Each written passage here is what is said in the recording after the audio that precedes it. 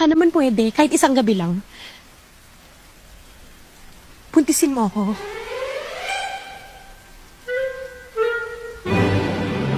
Hindi ka na nakareply kagabi ah. Nakatulog ka na ba? Ano namang ire-reply ko sa sinabi mo? Eh di kung ano gusto mo i-reply. Ba't ba kasi ang cold mo? Samantalang dati, bilis-bilis mo mag-reply.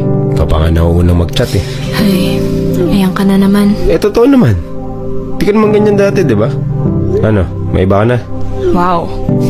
Ikaw pa talaga yung ganyan ah. Ang alin? Makulit? No. Ikaw pa yung tamang hinala na meron akong iba. Kapal ang mukha mo. O, kita mo nga yan? Galit ka agad? Tinatanong ka lang naman. Hindi ka nagtatanong.